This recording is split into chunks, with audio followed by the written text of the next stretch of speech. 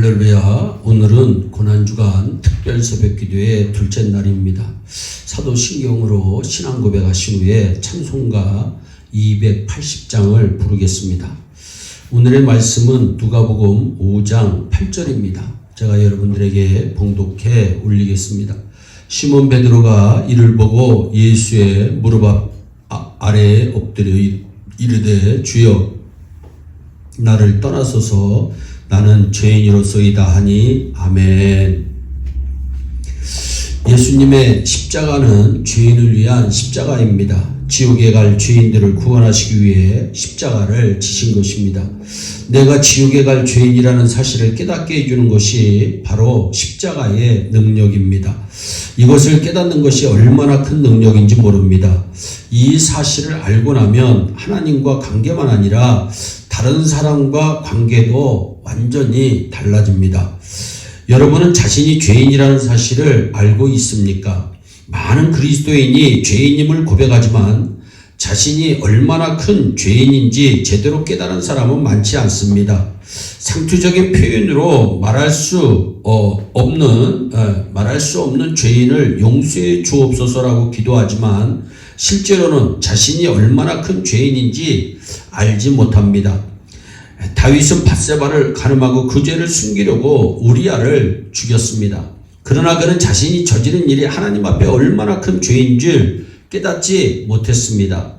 나단 선지자가 소와 양을 많이 가지고 있는 부자가 가난한 사람의 양 한 마리를 빼앗아서 손님을 대접했다는 이야기를 들려주었을 때 다윗이 얼마나 분노했습니까? 다윗은 그 부자를 향하여 이 일을 행한 그 사람은 마땅히 죽을지니라 말씀했습니다. 그러나 사실 그 말은 다윗에게 해당되는 말이었습니다. 다른 사람의 죄에 대해서는 죽음 마땅하다고 생각했지만 정작 자신이 그런 죄인이라는 사실은 깨닫지 못했던 것입니다. 다윗의 모습이 바로 우리의 모습입니다.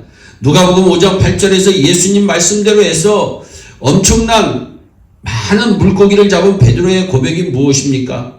주여 나를 떠나소서 나는 죄인이로소이다입니다. 베드로는 엄청 많은 고기를 잡고 난 후에 크게 기뻐하기보다는 오히려 자신이 죄인이라고 고백합니다. 어떻게 이런 일이 일어났습니까? 베드로가 갑자기 큰 죄를 지었기 때문이 아닙니다. 그는 예수님 말씀을 통해 기적이 일어나는 것을 보는 순간 영의 눈이 열렸습니다. 아멘. 영안이 열리고 예수님께서 그리스도이심을 발견하는 순간 자신이 죄인이라는 사실을 깨닫게 된 것입니다.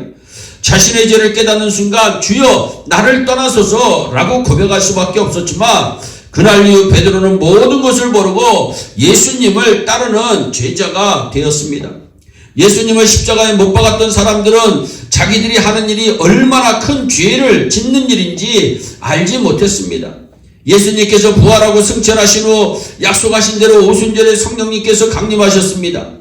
성령의 충만함을 받은 베드로는 예수님을 십자가에 못 박은 사람들을 향해 이렇게 외쳤습니다. 사도행전 2장 36절입니다. 너희가 십자가에 못 박은 이 예수를 하나님이 주와 그리스도가 되게 하셨느니라. 그 설교를 듣고 있는 유대인들의 마음에 갑자기 통렬한 죄책감이 생겼습니다. 그들은 우리가 어찌할꼬 하면서 울부짖으며 베드로 앞에 나와서 예수님을 영접했습니다. 바로 그 순간이 그들에게는 십자가의 예수님을 만나는 순간이었던 것입니다. 18세기 미국의 대부흥이 일어났습니다. 이 부흥의 불길은 조나단 에드워즈 목사의 설교에서 시작되었습니다. 어느 주일날 에드워즈 목사는 진노한 하나님의 손에 붙들린 죄인들이란 제목의 설교를 준비하고 주일 예배 때 설교 원고를 읽었습니다. 그런데 그 설교를 듣는 사람들이 저마다 통에 잡아가기 시작했습니다. 1600년대, 1700년대 미국 사람들이 우리보다 더 죄를 많이 지었을까요? 아닙니다. 그들은 말씀을 통하여 다가오시는 빛 대신 주님을 만났기 때문입니다. 그리고 죄를 깨닫는 결과를 가져왔습니다. 그들은 그 죄를 그 밤에 해결하지 않고는 잠을 이룰 수가 없었습니다. 부흥은 그렇게 왔습니다. 십자가의 예수님을 인격적으로 만나야 자신의 죄를 깨달을 수가 있습니다. 자신의 죄를 깨닫는 것이 거듭남의 시작이며 제자됨의 시작입니다. 자신이 어떤 죄인지를 깨닫는 것이 십자가의 능력을 아는 것입니다. 1988년에 유기성 목사님은 군목으로 임관하기 위해 훈련소에 입소했습니다. 그런데 장교 훈련을 받다가 그만 고관절 부위가 부러지는 중상을 입고 국군통합병원으로 긴급 후송되어 응급수술을 받게 되었습니다. 군의관은 엑스레이 사진을 살펴보더니 상태가 매우 좋지 않다며 최선을 다하겠지만 완벽하게 치료하기는 어려워 아마도 10중 8구 다리에 장애를 입게 될 것이라고 말했습니다. 도무지 실감나지 않는 이야기였습니다. 내가 장애인이 되다니 믿을 수가 없었습니다. 급하게 다음날로 수술 스케줄이 잡혔습니다. 부모님과 아내에게는 연락을 해야겠는데 마땅히 연락을 부탁할 사람조차 없었습니다.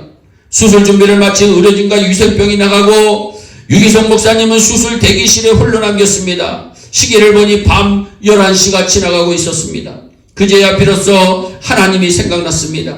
하나님, 저는 큰 소리로 하나님을 불렀습니다. 그러나 하나님은 아무 응답이 없으셨습니다. 유 목사님은 다시 하나님을 찾았습니다. 하나님, 3번 하나님을 불렀습니다. 아무 대답이 없으시다니 그 순간 속에 뜨거운 것이 침으로 흐르며 통곡이 터져나왔습니다. 너무나 비참했습니다.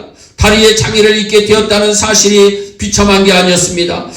내가 엉터리 목사였구나라는 사실이 그를 비참하게 만들었습니다. 하나님을 열심히 믿고 설교도 열심히 하고 3대째 목사여 사람들로부터 훌륭하다 모범적이라는 칭찬을 들어왔던 그분입니다. 그는 군송교를 위해 군목을 간다고 했습니다. 그러나 내면의 진정한 동기는 사병 생활보다 장교 생활이 더 편해 보여서 지원한 것이었습니다. 또 목사 안수도 일찍 받고 제대하고 유학도 다녀온 후 큰 교회 담임 목사가 되는 것이 그 당시 그의 꿈이었습니다. 겉으로는 하나님의 종이라고 하면서 사실 그 안에는 하나님을 이용해서 성경하려는 교활한 야심이 있었던 것입니다. 그 안에 육신의 정욕, 안목의 정욕, 이생의 자랑, 세상의 모든 더러운 것이 다 들어 있었음을 깨달은 것입니다. 그날 밤 하나님께서 그분은 마음 깊은 곳까지 샅샅이 드러내 보여주셨고 그는 밤새 얼마나 울며 회개했는지 모릅니다. 하나님이 다 보고 계셨는데 사람의 눈에만 안 보이면 죄가 아닌 줄 알았던 자신을 회개했습니다. 새벽녘이 되면서 그는 그가 당한 사고가 아니라 은혜임을 깨달았습니다. 내가 이 모습으로 어떻게 목사가 될 수 있을까? 이대로 두면 안 될 것 같으니까 하나님께서 내 다리를 치셨구나. 그때 비로소 진짜 그 자신을 보게 되었습니다. 그리고 깊이 뿌리박힌 자신의 죄를 주님의 십자가 보혈의 능력으로 씻어주기를 구하면서 그 새벽에 그는 예수님을 인격적으로 만났습니다. 그리고 하나님의 은혜로 스스로 치유되는 기적을 체험합니다. 사랑하는 여러분, 이번 고난주간 특별 새벽기도에 예수님을 인격적으로 만나 보시기를 바랍니다. 그리고 죄를 깨닫게 하는 능력이 십자가의 능력임을 깨닫고 우리도 철저히 회개하여 회개의 복을 누리시는 저와 여러분들이 되시기를 주 예수 그리스도의 이름으로 축복합니다. 기도하겠습니다.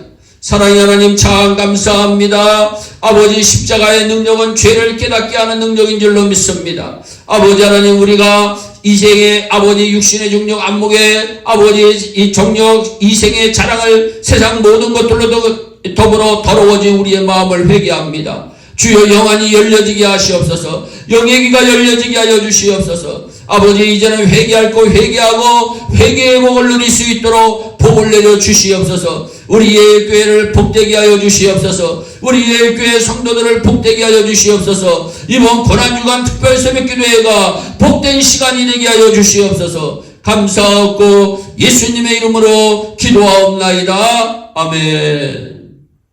우리 다 함께 주기도문으로 예배를 마치시고 각자 개인 기도하신 후에 오늘도 주 안에서 승리하는 복된 하루 되시기를 바랍니다. 감사합니다.